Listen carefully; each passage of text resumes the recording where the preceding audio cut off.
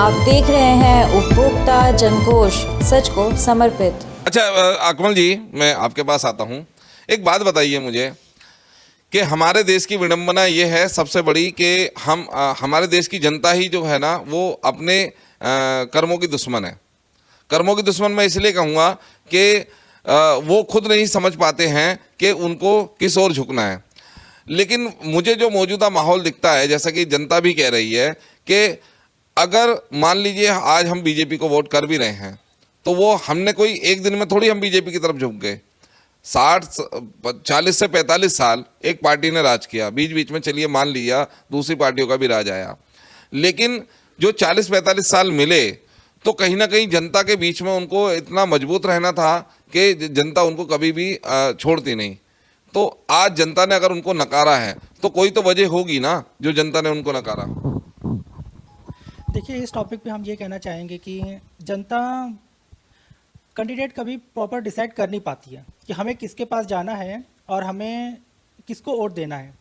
वो बेसिकली बस ये देखती है कि कौन कितना बोल रहा है, कौन कितना प्रचार कर रहा है। हक जो एक्चुअल चीज़ है उसको इग्नोर करके जो दिखावा होता है उस पर ज़्यादा चलती है। तो इसीलिए हमेशा जनता धोखा खा जाती है। इसीलिए जनता चली आ रही है, बिल्कुल चली आ रही है, बिल्कुल सही आ रही है। लेकिन वो दौर नहीं रहा। अब जनता को चाहिए कि वो समझे कि हमें एक्चुअल में चाहिए क्या, कौन है बेहतर, कौन है बेस्ट, जिसको हम अपना वोट दें और जो हमारी हेल्प एक्चुअल में कर सकता है, कौन है। तो जनता को थोड़ा मेहनत करना पड़ेगा क्योंकि देश हमारा अब वो हालात से गुजर रहा है। तो वोट दे के मेहनत कर रही है ना। नहीं, वोट दे के मेहनत कर रही है, बट वोट किसको देना है इस पे मेहनत नहीं कर रही है। वो दे तो जरूर रही है। अगर उसने देखा कि उसकी आंखों के सामने बहुत बड़े बड़े एडवर्टाइजमेंट हो रहे हैं बीजेपी के या कांग्रेस के या किसी अन्य पार्टी के, तो बस उसको दिखता है कि मेरे सामने ये दिख रहा है, इसका मतलब ये सही है। वो ये नहीं सोचती है कि ये जो दिखाया जा रहा है मुझे, इसके पीछे का राज क्या है। थोड़ा सा मेहनत करना है, इसके लिए थोड़ा सा मेहनत करना है, थोड़ा सा उसको इन्फॉर्मेशन निकालना है कि हम जिस कैंडिडेट को वोट दे रहे हैं वो कैंडिडेट कैसा है, वो कैंडिडेट किस पार्टी से है मैटर नहीं करता। वो कैंडिडेट का क्या वर्क है, कैसा उसका बैकग्राउंड रहा है, कि वो कैसा काम करके आया है, उसके पॉलिटिक्स के कैरियर कैसे रहे हैं, और अगर देखा जाए तो उस पर कोई केस वगैरह है या नहीं है। ये तमाम चीज़ें होती हैं जिसको जानना बहुत ज़रूरी होता है। एक कैंडिडेट को सही हम चुनेंगे तो पूरी सरकार ठीक हो जाएगी। बिल्कुल। तो जनता को इस टाइम इस चीज़ों पे बहुत ज़्यादा ध्यान देना चाहिए। अब वो यही गलती बार बार कर रही है और इस टाइम इतना ज़्यादा हो चुका है कि अब देश के हालात बहुत ज़्यादा बिगड़ चुके हैं। अब हर कोई यही कहता है कि अब हम क्या कर सकते हैं, मेरे घर वाले उनको दे रहे हैं तो मुझे मजबूरन देना पड़ेगा, मेरे पड़ोसी खड़े हो गए हैं अब मुझे उनको ही देना पड़ेगा। अक्सर ये भी होता है कि हम कैंडिडेट देखते हैं कौन है, अगर मेरा पड़ोसी है अरे यार चलो उनकी हेल्प करते हैं, वो क्या करेगा नहीं देखते हैं, बल्कि देखते हैं मेरा पड़ोसी है इसलिए करते हैं। तो जनता को थोड़ा समझना पड़ेगा कि पड़ोसी हो या कोई भी हो, मैटर ये नहीं है, बस ये समझना है कि वो कैसा है। वो अगर बेस्ट है तो हम उसको देंगे, चाहे वो किसी भी पार्टी से हो। तो इसमें मुझे एक बात बताइए, जैसे कि आपने कहा, बहुत बढ़िया कहा और बहुत अच्छे तरीके से कहा। मैं ये कह रहा हूं कि ये चीज़ जो आज सबसे ज़्यादा जो जता रही है, जो समझा रही है, वो मेरे हिसाब से वो बीजेपी है। क्यों है बीजेपी? उसके पीछे भी कई कारण हैं। देखिए, जैसे कि मैं आपको बता दूं, आज जो भी मतलब देश में घटनाएं हो रही हैं या देश की जो भी घटना है, अगर मतलब समझ लीजिए, मुझे आज एग्जांपल दे रहा हूँ, मुझे दिल्ली जाना है तो दिल्ली जाने के लिए मुझे क्या, या तो मुझे मेरा पर्सनल वाहन लेना पड़ेगा या मुझे एक कोई रेंटेड बस लेनी पड़ेगी। ठीक है, तो मेरा एक टारगेट है, मुझे दिल्ली जाना है। अब अगर मैं दिल्ली जाने के लिए मैं पैदल निकल जाऊँ, अगर मैं पैदल निकल जाऊँ तो वो माइंड तो मेरा ही है, वो माइंड तो मेरा ही है। यानी जिस काम को मैं जल्दी निपटा सकता हूँ उसको मैं खुद देर करना चाह रहा हूँ। ठीक है, तो जनता को ये दिख रहा है, अगर ये दिख रहा है कि उनको बीजेपी के साथ फायदा है, क्योंकि कोई भी एक जो वोटर होता है वो 18 वर्ष से ज़्यादा का होता है। जो हमारे देश का कानून है या पूरे वर्ल्ड का कानून है कि 18 वर्ष से जिसकी उम्र ज़्यादा होती है वो वोट डालता है। तो 18 साल का कोई भी व्यक्ति वो पागल तो होता नहीं है, वो समझदार होता है, उसको पता है कि मुझे अपने मत का प्रयोग कहाँ करना है। तो अगर वो अपने मत का प्रयोग करके अगर बीजेपी को जिता रहा है और ज़्यादा से ज़्यादा जिता रहा है, तो इसमें बीजेपी की क्या गलती है? गलती तो उस वोटर की है ना, जो अपनी वोट का सही इस्तेमाल नहीं कर रहा। बीजेपी अपना प्रचार कर रही है, वो किसी भी तरह से कर रही है, लेकिन उसके प्रचार में इतना दम है ना कि जनता उसकी बात सुन रही है। दूसरी पार्टियां उतने दमखम से वो प्रचार नहीं कर रही जो उनकी बातें सुन सके कोई। आधे इसमें आधे प्रचार करने वाले मीडिया कर्मी है, ठीक है ना। जैसे आपने बताया ना, चलिए, अभी- मैंने आपकी ही बात मान ली। मैंने अभी मीडिया के ऊपर आपने इल्जाम लगा दिया, ठीक है, आप खुद भी मीडिया में हैं, आप भी मीडिया में हैं, मैं भी मीडिया में हूँ। एक बात बताइए, मैं एक छोटा सा एग्जांपल देता हूँ, हालांकि मुझे ये बात ऑन कैमरा नहीं कहनी चाहिए, लेकिन मैं फिर भी कहूँगा। मीडिया 2014 में अगर नरेंद्र मोदी ने मीडिया को वो पैकेज दिए, वो पैकेज कांग्रेस नहीं दे सकती थी क्या? क्यों देती वो? क्यों नहीं देती वो? क्यों देती? एक आदमी जो स्वयंभू पत्रकारिता कर रहा है, मान लीजिए स्वयंभू पत्रकारिता कर रहा है, अगर आपके पास उसके संस्थान के लिए पैकेज नहीं है, अगर वो पैकेज बीजेपी दे रही है, तो इसमें बुराई क्या है? देखिए सुनिए हमारी बात। हर आदमी कमाने के लिए ही तो मार्केट में कुछ बिजनेस भी, छोटा बिजनेस कर रहा है, बड़ा बिजनेस कर रहा है, कुछ भी कर रहा है, माफ कीजिएगा, कुछ भी बिजनेस कर रहा है छोटा मोटा, तो वो पैसा लगा के एक संस्थान को चला रहा है, तो अगर उसको कहीं से पैकेज मिल रहा है तो वो पैकेज उसके लिए। कितनी संपत्ति बनाएंगे आप, ये बताइए। अच्छा, मैं आपसे एक छोटा सा सवाल करूंगा, यहाँ पर संपत्ति से मैटर नहीं है। समझ लीजिए आप आईटी सेक्टर से हैं, ठीक है, और 10 साल से आप आईटी सेक्टर में काम कर रहे हैं। मैं एक एज ए कस्टमर आपके पास आया, ये बहुत पॉइंट की बात है, आप अच्छे से नोट कीजिएगा, और मैंने कहा कि भाई मुझे एक ऐसा सॉफ्टवेयर बना के दो जिसमें ये फैसिलिटी होनी चाहिए, और आपने मुझसे उसकी एक कीमत ले ली, तो आप सॉफ्टवेयर अपने तरीके से बनाएंगे या मेरे तरीके से बनाएंगे? बताइए। ऐसे सिचुएशन पे हमें दोनों देखना पड़ता है। सबसे पहले तो हमें आपकी रिक्वायरमेंट देखनी होगी कि आपकी रिक्वायरमेंट क्या है, फिर हमें अपना तरीका उसमें देखना होगा बेस्ट क्या हो सकता है। मेरा मकसद यहाँ ये है कि अभी मीडिया के ऊपर इन्होंने एक इल्जाम लगाया, ठीक है, और मैं भी कह रहा हूँ कि ठीक है भाई, मीडिया बिक गया। मैंने कहा आईटी सेक्टर में आप एक एप्लीकेशन बनाते हैं, और आईटी सेक्टर में आप एक वेबसाइट बनाते हैं, ठीक है, कोई भी प्रोजेक्ट बनाते हैं, तो अगर मैं आपको आपके प्रोजेक्ट की कीमत दे रहा हूं, तो आप प्रोजेक्ट मेरे अकॉर्डिंग बनाएंगे या अपने अकॉर्डिंग बनाएंगे? नहीं, अकॉर्डिंग तो आप होंगे, अकॉर्डिंग तो मेरा ही होगा ना। उसमें तो अगर बेस्ट जो है, मीडिया को एक पार्टी ये कह रही है कि ये लो भाई 1 लाख रुपए, ये लो भाई 1 करोड़ रुपए, ये लो भाई 200 करोड़ रुपए, ये आपको ये चीज चलानी है, तो अगर उसको वो चीज चलाने का प्रॉपर पैसा दिया जा रहा है, तो वो गोदी कहाँ रह गया? वो तो एक एडवर्टाइज हो गया। ये तो जनता को सोचना चाहिए ना, ये जनता को सोचना चाहिए कि भाई ये जो हम देख रहे हैं ये क्या है, ये एक एडवर्टाइज है, ये एक खबर है, या फिर ये एक प्रायोजित कार्यक्रम है। आप बिल्कुल सही कह रहे हैं।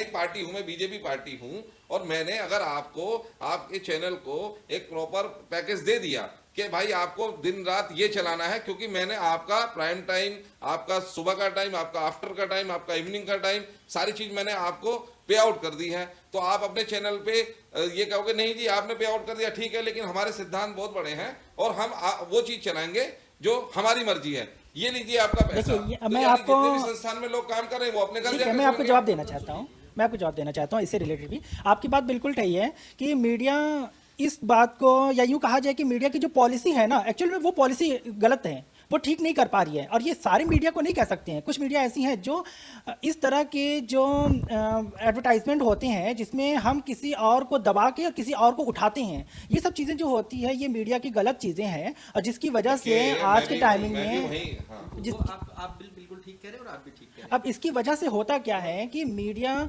खुद तो खराब होती ही है, लेकिन उसकी वजह से उसका बैड इफेक्ट जनता पे पड़ जाता है। अब जनता को क्या दिखता है कि मीडिया इज पावरफुल, मीडिया एक बड़ी चीज है। अब मीडिया चीज जो दिखा रही है इट्स मीन कि वो फैक्ट है, बट मीडिया की वजह से जनता के माइंड में गलत चीजें पैदा होने लगती हैं और वो गलत दिशा में चलने लगता है। एक मिनट में आपकी बात कंप्लीट करता हूं। अब रही बात जो आपने कहा कि अगर आपके पास सॉफ्टवेयर लेकर आते हैं बनाने के लिए तो आप उसके अकॉर्डिंग बनाएंगे जो पैसे दे रहे हैं, लेकिन हम क्या करते हैं कि अगर सही तरीका देखा जाए तो जो पैसे दे रहे हैं वो उनका ओपिनियन लिया जाता है, लेकिन उसमें क्या चीजें बेस्ट होंगी, क्या निगेटिव है क्या पॉजिटिव है, उसको हमें तय करना होता है। अगर निगेटिव पॉइंट है तो हम उनको बोलते हैं कि नहीं ये काम हम नहीं कर सकते, ये हमारे पॉलिसी के खिलाफ है, क्योंकि ये गलत चीज है, इससे गलत चीजें पैदा होंगी, जो यूजर्स यूज करेंगे उसके लिए एक गलत वे बन जाएगा और वो चीज हम नहीं अलाउ रखते हैं। आप एक काम करिए, इस पे और सोच विचार करिए, इसको पहले ठीक करिए कि किसी और तरीके से किया जा सके जिससे बैड इफेक्ट ना पड़े। तो ये तमाम चीजें होती है जो हम करते हैं, वही चीज मीडिया को भी करनी चाहिए। एडवर्टाइजमेंट करो, एडवर्टाइजमेंट को ऐसे करना चाहिए। मैं आप ही की बात पे आता हूँ, ठीक है, आपने एक सिद्धांतवादी बात कह दी, मान लिया मैंने कि आपने एक सिद्धांतवादी बात कह दी। मेरा मकसद ये है, चलिए मैं अब बड़े फंडे पे नहीं आता हूं, मैंने ये आईटी सेक्टर है, आपने अपने हिसाब से जवाब दे दिया। मान लीजिए मैं एक ठेकेदार हूं, ठीक है, और मेरे पास 20 मजदूर काम कर रहे हैं, ठीक है, और 20 मजदूर से मुझे एक काम मिला है कि मुझे इस लेवल से लेके यहाँ 1 फुट से लेके और 10 फुट तक जो है एक 5 फुट गहरा गड्ढा खोदना है, समझे ना। और मैंने कह दिया कि भाई ये लीजिए, आपका 8 घंटे का समय है, वो 8 घंटे का समय मैंने आपको अपने यहाँ झाड़ी पे रख लिया है, ठीक है, और वो 8 घंटे का मैं पैसा दे रहा हूँ और इतने टाइम से इतने टाइम तक तुम्हें ये काम करना है। तो एक मजदूर क्या करेगा? ऐसा है, उसका जवाब हम आपको देते हैं। जी जी, आपने बिल्कुल ठीक बात कही कि ये मजदूरी कर रहे हैं, मैं भी वही कह रहा हूँ, ये मजदूरी कर रहे हैं। मैं भी वही कह रहा हूँ। मीडिया आपने, हाँ बिल्कुल मजदूरी कर रहे हैं। भाई एक बात बताइए, मुझे मेरा घर चलाना है, मुझे अगर मेरा घर चलाना है, मुझे बच्चों की सुनो, फीस भरनी है। ये पॉलिटिक्स करना, देश का प्रधानमंत्री बनना, पावर में आना, हाँ ये कोई बिजनेस नहीं है, ठीक है। चलिए वो भी मैंने मान लिया। आपने जो इनको एग्जाम्पल दिया ना, हाँ। कि आपको अगर हम ये कहेंगे और आपको पैसा दे रहे हैं, आपको वो करना पड़ेगा, जी। ठीक है ना, वो अपनी पॉलिसी के हिसाब से करेंगे जैसे उन्होंने बताया। जी मीडिया की पॉलिसी क्या है? मीडिया की पॉलिसी है सही दिखाना है। 1-2.5 फुट, मेरी बात सुन हाँ, लीजिए, हाँ, मैं 1-2.5 फुट के पाइप से एक बंदा आत्महत्या कर लेता है भाई साहब, लेट करके, चलिए। है। नेशनल चैनल पे कितना चला ये आपने देखा है, कितना हाईलाइट किया ये आपने देखा है। हाँ। ये वही पॉलिसी है जो अकमल सर बता रहे थे अभी। हाँ अपनी पॉलिसी से ये हट चुके हैं सब के सब। चलिए, एक मिनट, मैं आपकी इस बात का आंसर करता हूँ। मैं उस बात का भी आंसर करूंगा। जब मैंने एक बात कही कि हम जो चीज दिखा रहे हैं या हम जो चीज दिखाएंगे उसका इम्पैक्ट जनता को क्या पड़ेगा। समझ लीजिए, एक आदमी ने 100 करोड़ रुपए लगा के एक मूवी बनाई, ठीक है, मूवी में कोई ऐसा संदेश है जो जनता के फेवर में और कोई ऐसा संदेश है जो जनता के फेवर में नहीं है, समझे ना, बहुत पॉइंट की बात कह रहा हूं मैं।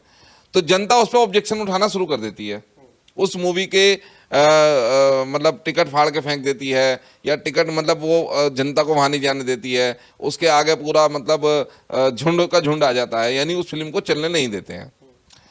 जब जनता को ये पता है कि कोई एक, मैं यहाँ नाम नहीं लूंगा, कि ये चैनल ये चीजें गलत तरीके से दिखा रहा है, तो जनता उसका विरोध उस लेवल पे वहां जाके क्यों नहीं करती। जब एक फिल्म का विरोध आप थिएटर पे जाके कर सकते हो, तो जनता उस चैनल के नीचे जाके उसका विरोध वहां पर क्यों नहीं करती? क्योंकि नहीं, मैंने आज तक किसी भी चैनल के बाहर, आपने नहीं देखा, मैंने आज तक किसी भी चैनल के बाहर नहीं, आप बिल्कुल, चलिए मैंने मान लिया, लेकिन बहिष्कार किया, लेकिन फिर भी राकेश टिकैत आए दिन आज तक में भी जाते हैं, अभी भी जाते हैं, मैं उनको अलग अलग चैनलों पर मैं जाता हुआ देखता हूं, वो उनको खूब उनकी वहां पर बेइज्जती भी होती है, लेकिन नहीं, मीडिया का बहिष्कार ये नहीं है कि अगर आप मीडिया का बहिष्कार कर रहे हैं तो आप किसी भी डिबेट में वहां पर ना बैठें, लेकिन आप मीडिया के डिबेट में अगर जाके बैठ रहे हैं तो आप बहिष्कार नहीं कर रहे हैं। वो अपनी सफाई, अगर आपको सफाई देने की जरूरत है, आपके पास बहुत सारे माध्यम है, बहुत सारी पब्लिक आपसे जुड़ी हुई है, उसके लिए आप किसी भी चैनल की डिबेट में क्यों जा रहे हो? नहीं, ठीक है, डिबेट में जा रहे हो ना आप, डिबेट में जा रहे, क्यों जा रहे हो? ताकि जनता आपको देखे। तो जब जनता को समझाने के लिए, जनता को समझा, चलो मैंने मान लिया जनता को समझाने जा रहे हैं, लेकिन मुझे एक बात बताइए, अगर जनता आपको समझ रही है वहां पर, और जनता समझने के लिए आपको वहां देख रही है, तो उस मूवमेंट पे आपकी भी एक जिम्मेदारी बनती है, आपकी भी एक जिम्मेदारी बनती है। दिखाया किसान आंदोलन किसानों ने, ठीक है, ये भी एक सबूत है कि जीत लिया उन्होंने। पीछे एक बात और है कि अगर ये लोग नहीं जाएंगे तो भी बदनाम किए जाएंगे कि इनको बुलाया जाता है, आते नहीं है, यानी कि ये छिप रहे हैं, ये गलत है। नहीं, देखिए मैं वही बात कह रहा हूं, क्योंकि लास्ट टाइम एक मुद्दे पे बात चल रही थी, तो मैंने कहा, ये बात मैंने भी कहा था, भाई जब आपको वो गलत दिखा रहे हैं और जब वो जाते हैं, तो ये भी मैं आपको बता दूं, वो सही नहीं दिखाया जाता हमको। उनसे सवाल ऐसे होते हैं जो वो उनको भी पता है कि वो जनता के फेवर जवाब नहीं है, लेकिन टीवी डिबेट में तो आजकल क्या चल रहा है, कोई सवाल अगर किसी से पूछ ले ना, मान लिया बीजेपी के प्रवक्ता से कोई सवाल पूछ ले, तो वो नेहरू जी से शुरुआत करेगा, ये चल रहा है। अरे सवाल तो हमने ये पूछा कि भैया ये कानून गलत है कि नहीं है। नहीं, सवाल हमने क्या पूछा, सवाल हमने ये पूछा कि इन कानून में क्या फायदा है, ये कानून वापस होने चाहिए कि नहीं। लेकिन वो शुरुआत कहां से करेंगे? मैं कानूनों पर ही आऊंगा। शुरुआत कहां से करेंगे? वो नेहरू से शुरुआत करेंगे। बिल्कुल, मैं कानून पर ही आऊंगा। देखिए, मैं कानून पर ही आ रहा हूं। आप मुझे एक बात बताइए, मान लीजिए 1000 खामी है एक कानून में, ठीक है, और उसके लिए प्रोटेस्ट हुआ, वो कानून वापस हो गया, अब उसमें एक्स्ट्रा 2-3 चीजें और डाली गई हैं, मैंने वो भी मान लिया। मुझे एक बात बताइए, सारी चीज का मैं ये मान लेता हूं कि हर चीज सही है और हर चीज गलत है। 1984 में जब इंदिरा गांधी की हत्या हुई थी, ठीक है। हत्या करी थी दो, जो बताया जाता है, दो सिखों ने हत्या करी थी। हाँ, उन मासूम सिखों की क्या गलती थी जिनको तुमने दंगे की आड़ में मार डाला? किसने मारा? जनता मारा तो जनता नहीं। देखो, उसके लिए बहुत सारी चीजें हुई हैं। मैं ये कह रहा हूं कि जब आप ये कहते हो कि हर जाति में कुछ लोग खराब होते हैं, ये आप भी मानते हो, मैं भी मानता हूं, लेकिन हाँ, वही मैं वहीं आ रहा हूं, एक बात बताइए, मैं वहीं आ रहा हूं, मैं वहीं आ रहा हूं, ये रेल का डिब्बा नहीं मैं वहीं आ रहा हूं, मैं वहीं आ रहा हूं। मेरी बात सुनिए पहले। वो दिल्ली की सड़कें थी, खुले मैदान थे, ये वो कोई रेल की बोगी नहीं थी कि बंद करके आग भाई लगा के जला दिया। मैं भी वहीं आ रहा हूं। हाँ। आप यहां समझिए कि जब हमारे पास एक ऑप्शन था, हम चाहते तो वो चीजें जब हो गई थी, अपराधियों को पकड़ा गया था, उनको फांसी के तख्ते पे चढ़ा देते, लेकिन उसके लिए पूरी एक कम्युनिटी को तुमने जिम्मेदार ठहराया और उस कम्युनिटी को तुमने सड़कों पर मारा, ये कंफर्म है, ठीक है। उसके अलावा चलिए, मैंने वो उस बात को एक तरफ रख दिया, ठीक है, हालांकि वो चीज बहुत ज्यादा गलत थी, ठीक है। उस टाइम पर राजीव गांधी सत्ता में आए, बहुत सारी सीटें जीत कर आए, ठीक है, जनता ने उनको सराखों पर ले लिया। अब एक बात बताइए कि अगले 5 साल में जो सत्ता 400 प्लस सीटों की थी, 400 प्लस 450 प्लस सीटों की थी, 480 सीटें मेरे ख्याल से आई थी, 480 सीटों की जो सत्ता थी, अगले 5 साल में क्या हुआ उस सत्ता का? जो वीपी सिंह ने उसको उखाड़ के फेंक दिया, समझे। उसके बाद उस सत्ता में आने के लिए बाद में बहुत सारे चलो रैलियां हुई, और उसी टाइम पे जो है राजीव गांधी की हत्या हो जाती है, ठीक है, हो जाती है। फिर कांग्रेस सत्ता में आ गई, नरसिम्हा राव आपके प्रधानमंत्री बने। अब उसके बाद जो है फिर एक नया चेहरा बीजेपी में उभर के आए, अटल बिहारी वाजपेयी जी। उन्होंने मतलब जनता ने उनको पसंद किया। अटल बिहारी वाजपेयी के समय में मैं ये मानता हूं कि इतना अच्छा कार्यकाल नरसिम्हा राव का नहीं था जितना अटल बिहारी वाजपेयी का कार्यकाल था। वो एक अलग बात है कि वो अपनी ही पार्टी के कुछ नेताओं के, मैं उनके नाम नहीं खोलूंगा, उनके दंश का शिकार हो रहे थे, और लास्ट में आके उन्होंने 2099 का जो चुनाव हुआ था, उससे अपने आप को अलग होते हुए, 2004 का जो चुनाव हुआ था उससे अपने आप को अलग करते हुए, और उन्होंने आडवाणी जी को मुख्य चेहरा बनाने की बात कही। अब मुझे एक बात बताइए कि समय समय पर सत्ता के जो भी सत्ता के कार्यक्रम थे, ठीक है, अपने दंश धोने के लिए आपने मनमोहन सिंह को जो है वो प्रधानमंत्री बना दिया, लेकिन इस 10 साल के इतिहास में ये सबको पता था। हालांकि मनमोहन सिंह बहुत अच्छे जो थे वो फाइनेंसर मिनिस्टर रह चुके थे, और फाइनेंस के चलते जीडीपी बहुत अच्छी गई थी, वो उनकी अपनी सोच थी, लेकिन ये सबको पता था, पूरे देश को पता था कि मनमोहन सिंह एक कठपुतली प्राइम मिनिस्टर है।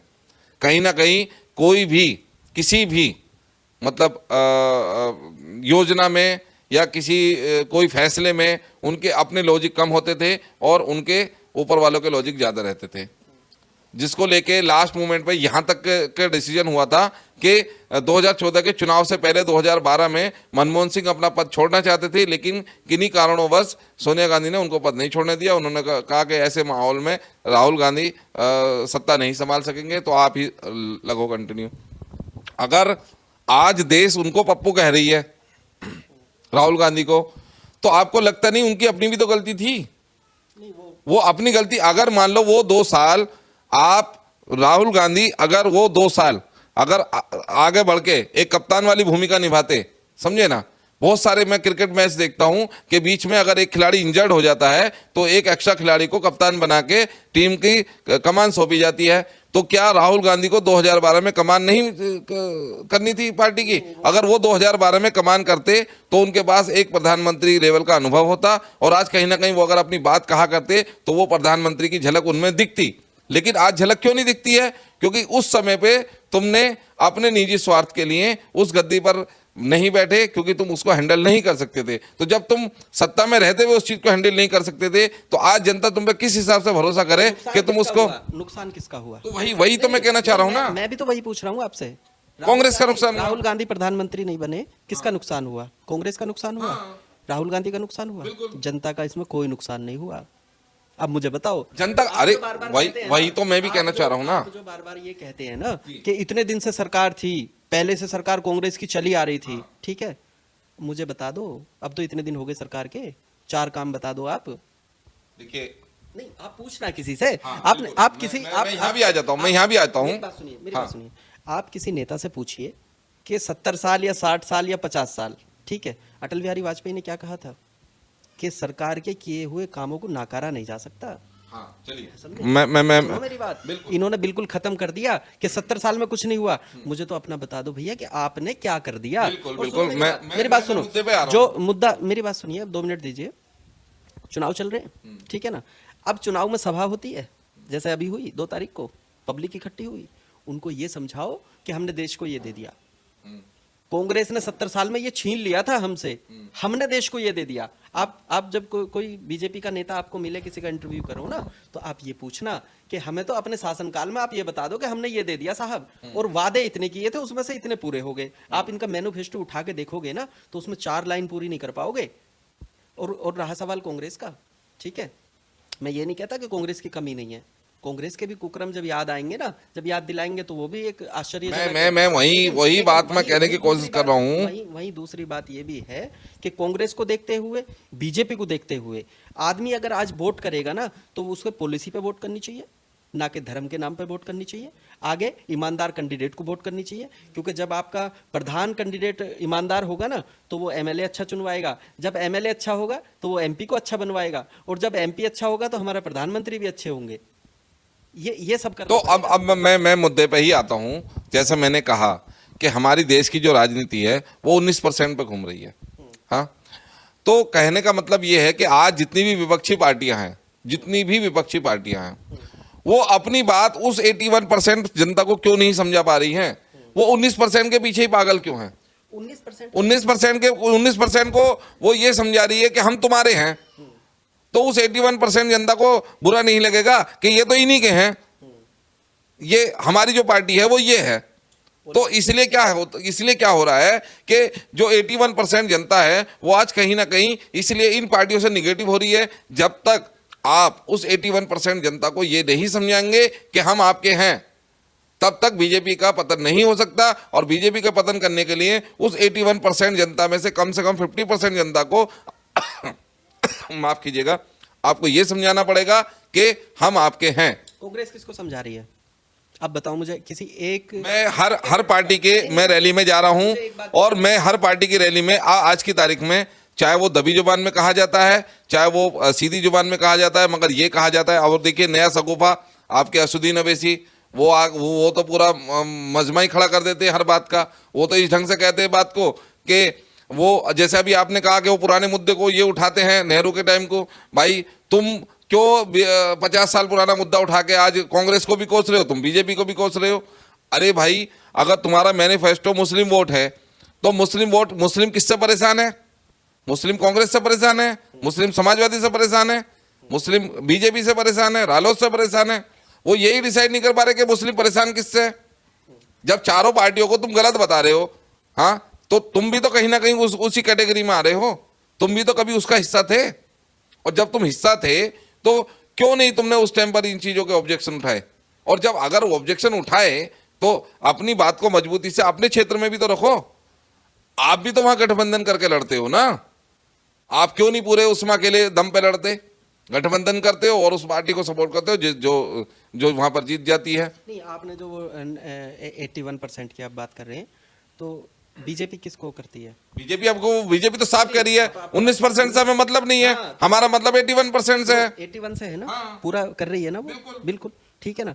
जो 19% को रिझाएगा ना, जो उधर जाएगा, तो वो 80% की बात नहीं करेगा, 81% की। अरे वही तो मैं कह रहा हूं ना, मुद्दा क्या है मैं बताता हूं। जैसे एग्जाम्पल ले लीजिए, कुछ विधानसभाएं हैं, मैं यहां नाम नहीं खोलूंगा, मैं उनके सर्वे में करके आया हूं। वहां के खुद मुस्लिमों का कहना यह है कि भाई अगर हमारे क्षेत्र में कोई मुस्लिम कैंडिडेट आएगा तो हम उसको वोट नहीं करेंगे, क्योंकि हमारी वोट खराब हो जाएगी। हम उसको अगर वोट करते हैं, मुस्लिम कैंडिडेट अगर आके लड़ता है, तो सिर्फ उसे मुस्लिम की वोट मिलती है, अदर कास्ट उसे वोट नहीं देती। तो इसका मतलब क्या हो गया? उत्तर प्रदेश की करीब करीब 150 सीटें ऐसी हैं जो मुस्लिम बाहुल है। जब मुस्लिम बाहुल सीटों पर आप मुस्लिम कैंडिडेट को खड़ा कर रहे हो इसलिए क्योंकि मुस्लिम कैंडिडेट उधर आप, अगर आपको अपने मुस्लिम वोट पर इतना भरोसा है, समझ लीजिए आप कांग्रेस हैं, आप सपा हैं, रालोद हैं, MIM, एनीवन, कोई भी हैं आप जो भी पार्टी हैं जो बीजेपी के खिलाफ पार्टी हैं, आप मुस्लिम एरिया में जब कोई दूसरे को टिकट दे देते तो वहां पर ये कहानी आ जाती है कि भाई आप मुस्लिमों के हित से नहीं है। अरे भाई आप एक लीडर दो, मैं ये नहीं कह रहा लीडर मत दो, जहां पर 55 आपका जो वजूद 40% से ज्यादा है आप वहां मुस्लिम कैंडिडेट खड़ा करो। जहां आपका 30% वजूद है आप वहां मुस्लिम कैंडिडेट खड़ा करो। जहां आपका 20% वजूद है वहां भी आप मुस्लिम को वोट दे रहे हो, सीट दे रहे हो। और जब आप 20% में मुस्लिम को सीट दोगे तो वो 20% बट के कहाँ जाएगा? तो इसके हिसाब से तो सीधा सीधा 19% की जो बात कर रहे हो ये तो बढ़ता हुआ नजर आ रहा है ना। सीधी सीधी बात है भाई। एक बात बताइए, 19% में कांग्रेस कह रही है हम मुस्लिमों के, ओवैसी कह रहा मैं मुस्लिमों का, मैं तो मुस्लिमों का मसीहा हूं, समाजवादी कह रही है हम मुस्लिमों के, समझिए ना, रालोद कह रही मैं मुस्लिमों, हम मुस्लिमों के, ठीक है। सिर्फ एक हिंदुत्व की जो पार्टी है वो है बीजेपी, वो कह रही है हम मुसलमानों के नहीं है, हम सिर्फ हिंदुओं के हैं, समझे ना। तो वो जब जिस पार्टी को उस एजेंडे से और उस नारे से अगर वोट मिल रही है तो वो उसको क्यों ना भुनाएगी। देखिए सबसे बड़ी प्रॉब्लम क्या है यहाँ पर, अगर देखा जाए पॉलिटिक्स को लेकर या हम किसी भी पार्टी को लेकर देखा जाए तो सभी लोग अब हिंदू मुस्लिम में डिवाइड हो चुके हैं। देखा जाए तो सभी लोग डिवाइड हो चुके हैं। अब अगर बात होती है ओवैसी साहब की तो देखा जाए तो वो ये देख रहे हैं कि जो हिंदू हैं वो बीजेपी की साइड हैं, तो हमें उनको समझाने में बहुत वक्त चला जाएगा, बहुत पैसे हमारे खर्च हो जाएंगे, जो वो नहीं करना चाह रहे हैं। उनके पास इतनी बजट है भी नहीं। अब वो चाहते हैं कि जो हमारे साइड आ सकता है आसानी से पहले उन पर कोशिश कर लिया जाए, फिर हम धीरे धीरे कदम आगे बढ़ाएं। खैर हर पॉलिटिक्स की अपनी अपनी एक रणनीति होती है, एक पैटर्न होता है वर्क करने का। तो देखा जाए तो सब लोग इसी में उलझे हुए हैं और वो डायरेक्टली आक्रमण नहीं कर पाते हैं जो ऐसे, क्योंकि बढ़ चुका है ना हिंदू मुस्लिम में। तो अब अगर हिंदुत्व के पास जाना है तो हमें बहुत तैयारी के साथ जाना है, अब वो कर नहीं पा रहे हैं, कहीं ना कहीं वो फंसे हुए हैं। करता नहीं दिख रहा मुझे, बिल्कुल सही बात है। बल्कि मैं कह रहा हूं ना कि सबकी जो राजनीति जो मंच सब तैयार कर रहे हैं, भाई आप ये चीज लगाइए कि 403 सीटों में सिर्फ 150 सीटों पर मुस्लिम जो है ना, मुस्लिम बाहुल सीटें हैं, 150 सीटें। अब उन 150 में से भी 10% 15% जो है वो बीजेपी छांट लेती है, समझे ना। तो जो 200 प्लस सीटें जो जहां पर मुस्लिम बाहुल नहीं है, अगर तुम उनको कंट्रोल नहीं कर पा रहे हो तो जो 150 है वो उन पर मेहनत कर रहे हो। एक्चुअली प्रॉब्लम सिर्फ मेहनत नहीं होती। एक्चुअली प्रॉब्लम सिर्फ कैंडिडेट की नहीं है, यहाँ पर कैंडिडेट की नहीं है, प्रॉब्लम हमारे उपभोक्ताओं के भी है, जो हमारे यूजर्स हैं उनके भी हैं, कि वो लोग नहीं समझ पाते हैं कि एक्चुअल में हमें किसके पास जाना चाहिए। अब फॉर एग्जाम्पल कि अगर ओवैसी आते हैं किसी हिंदुत्व के पास अपने वोट मांगने के लिए, तो हिंदुत्व सीधा पहले पीछे हट जाता है, अरे यार ये मुस्लिम है, हम इनके साथ नहीं रह सकते, हमारे लिए तो बीजेपी ही ठीक है। बस ये वजह है कि वो लोग नहीं आ पा रहे। वही तो मैं कहना चाह रहा हूं ना कि 19% तो डिवाइड हो रहा है 4 जगह, समझे ना, और 81% जा रहा है एक जगह। तो इसका मतलब क्या है? इसका मतलब ये है कि 19% जो है ना वो बेवकूफ है। आप 19% जो है, अगर वो 150 सीट है, मैं यही आ जाता हूं, कम से कम 150 सीट, 19% वो अपना एक मत वोट तो एक जगह कर सकते हैं, लेकिन वो खुद आलू बने हुए हैं।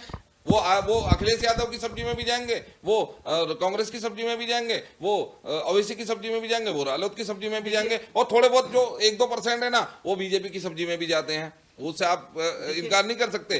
तो ये 19% जिंदगी में कभी मजबूत ही नहीं हो सकता। क्यों नहीं हो सकता? कि वो 81% उनका तो एक ही नारा है कि भाई बीजेपी हमारी है। ये 19% कह रहे हैं कांग्रेस हमारी है, बीजेपी हमारी है, रालोद हमारी है, समाजवादी हमारी है, और असदुद्दीन ओवैसी साहब तो हमारे अवतार हैं। तो जब 19% यही नहीं डिसाइड कर पा रहा कि उनको सोना किस करवट है, तो वो कैसे डिसाइड कर सकते हैं कि भारत देश में वो अपने आप को सर्वाइव करेंगे? तो सर्वाइव तो कर रहे हो, तुम अच्छे से कर रहे हो भाई। उनको जब बीजेपी को ये दिख रहा है कि भाई हमें इस नाम पर जो है वोट मिल रहे हैं, तो वो उसको क्यों नहीं भुनाएगी? वो उसको भुनाएगी, बार बार भुनाएगी। अगर मैं बीजेपी की जगह हूं तो मैं भी यही करूंगा कि भाई जिस मुद्दे पे मुझे वोट मिले मैं उस मुद्दे को क्यों छोड़ू, मैं उस मुद्दे को इग्नोर क्यों करूं? वो इसीलिए इग्नोर नहीं कर रहे ना, उनको पता है कि ये आज हमारे देश की जनता वो इस मुद्दे को अहम मान चुकी है और इस मुद्दे पर हमें वोट देगी। तो इसलिए हम इसी मुद्दे पर वोट लेंगे और इसी मुद्दे पर वोट मांगते रहेंगे। हम देखिए दोनों की गलती है, यहाँ पर जनता की भी गलती है और हमारे कैंडिडेट की भी गलती है। हम ये नहीं कह रहे हैं कि जनता ही सिर्फ बेवकूफ है। जनता को विकास नहीं चाहिए, जनता को चाहिए कि हमारा हिंदुत्व मुद्दा जो है वो डाउन नहीं होना चाहिए। अगर वो डाउन होगा तो हमारा कौमी पक्ष जो है वो पीछे चला जाएगा। तो यहाँ पर मुद्दा ये है कि बीजेपी आज जो हिट हो रही है वो अपने हिंदुत्व के मुद्दे पर हो रही है और कहीं ना कहीं देश की जनता उसका समर्थन कर रही है। देखिए, जनता ने ये गलती किया था। मैं मानता हूं कि हिंदुत्व ने ये गलती सबसे बड़ी की थी कि वो इनको ये लगता था कि Hindutva is the best in India.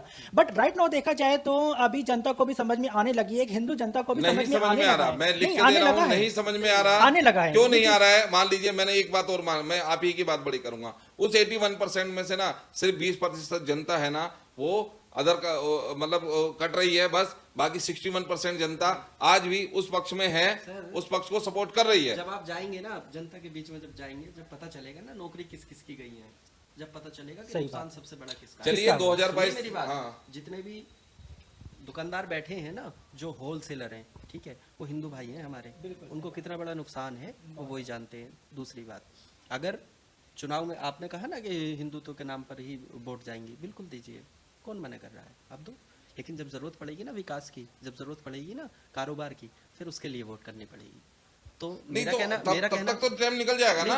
अभी तो मैं मुझे लग रहा है कि 2024 भी मोदी का है। सर मुझे नहीं आ रहा समझ, 2024 भी प्रधानमंत्री नरेंद्र मोदी बनेंगे। कैसे आप अभी डिसाइड नहीं कर सकते हैं, ठीक है ना भाई। पिछला चुनाव ऐसे हो गया हिंदुत्व के मुद्दे पर, ठीक है ना, 2 चुनाव हो गए। अब हम तो ये कहेंगे कि आप हिंदुत्व के नाम पर वोट ना दें, कट्टरपंथी की वोट पे बात ना करें। आप चुनाव जो है विकास पे करना चाहिए। चलिए, मैं ना आपकी बात, अब यहाँ पे एक बहुत बड़ी बात आपने कही है, मैंने मान लिया कि जातिवाद के मुद्दे पे अगर देश का और बड़ा नुकसान हो गया, नहीं आपसे नहीं, देश का अगर बहुत बड़ा नुकसान हो गया ना, तो आगे आकर के फिर पॉलिसी पे चुनाव होगा, पॉलिसी पे ही वोट करनी पड़ेगी। देखिए मेरी बात सुनिए, मैं आपकी ही बात बड़ी करूंगा। इस वक्त मान लिया कि प्रियंका गांधी उत्तर प्रदेश में मेहनत कर रही है, अखिलेश यादव और जो है आपका रालोद भी मेहनत कर रही है। मेरा मुद्दा एक ये है कि ये इतनी मेहनत के बाद भी आज पश्चिम यूपी में इतनी परेशानी होने के बाद भी मैं देखता हूं नोएडा सीट, मैंने सर्वे किया, नोएडा सीट पे आज भी ये अपनी पकड़ मजबूत नहीं बना पाए, गाजियाबाद सीट पे अपनी पकड़ मजबूत नहीं बना पाए, साहिबाबाद सीट पे अपनी मजबूत नहीं बना पाए। मैं पर्सनली जा रहा हूं, मैं पब्लिक से मिल रहा हूं, मैं पब्लिक से मिलता हूं। जनता कह रही है, जनता ये कह रही है कि भाई माहौल चाहे कोई भी हो, लेकिन इनका विकल्प नहीं है। आपने ये कह के कि विकल्प नहीं है, आपने ये कह के 70 साल कुछ नहीं हुआ, इतना प्रचार किया ना आपने यहाँ डिबेट में बैठ करके, इसका कोई तोड़ नहीं है जो आपने प्रचार किया है। आप जो पहले डिसाइड कर देते हैं ना कि प्रियंका गांधी मेहनत कर रही है, अखिलेश यादव मेहनत कर रहे हैं, अरे जब रिजल्ट आएगा तभी तो पता चलेगा। मैं ये कह रहा हूं, बड़े नेता मेहनत कर रहे हैं, जमीनी स्तर के नेता कहीं ना कहीं अभी डाउन चल रहे हैं। जब तक वो मेहनत नहीं करेंगे, जब तक भाई मेरे क्षेत्र का एक नेता है और उस नेता के पास आज, मैं समझिए बात को, ये बहुत पॉइंट की बात है, मैं आज अदर पार्टी के किसी नेता के पास जा रहा हूं, वो एकदम सुनवाई नहीं कर रहा है, लेकिन वहीं मैं अगर बीजेपी के नेता के पास जा रहा हूं तो वो थोड़ी या ज्यादा सुनवाई कर रहा है। भले मैंने मान लिया कि बीजेपी सत्ता में है, लेकिन अगर किसी को अपनी जमीन बनानी है